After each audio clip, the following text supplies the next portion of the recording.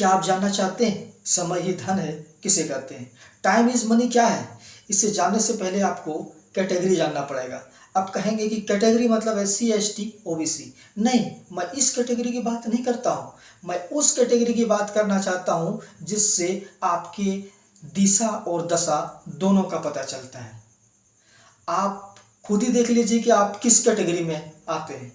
पूरे दुनिया में 4 कैटेगरी में लोग होते हैं। पहला कैटेगरी है a lot of money and A lot of time.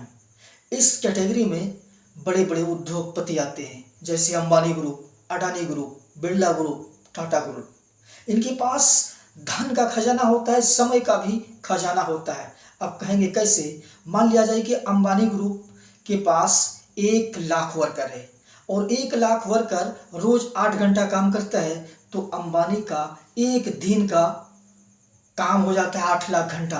अब जिसका डेली 8 लाख घंटा काम होता है उसका इनकम समझ सकते हैं करोड़ों में जाता है। दूसरा कैटेगरी आता है a lot of money but they have no time.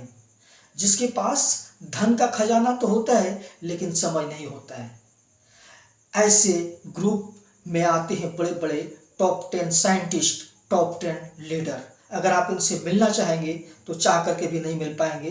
इनसे मिलने के लिए अपॉइंटमेंट लेना पड़ेगा। ज़्यादातर अपॉइंटमेंट रद्द हो जाते हैं। तीसरा कैटेगरी जो है वो है नो मनी नो टाइम वाला। इस कैटेगरी में कौन लोग हैं? इस कैटेगरी में आते हैं मिनिमम इनकम करने वाले एम्प्लॉय, जिनका इनकम 5,000, 10,000, 15,000 तक का होता है। इसको इन छोटी सी रकम में इतना खटाया जाता है कि इनके पास खुद के लिए समय नहीं होता है, ना ही अपने बीवी बच्चों के लिए समय होता है।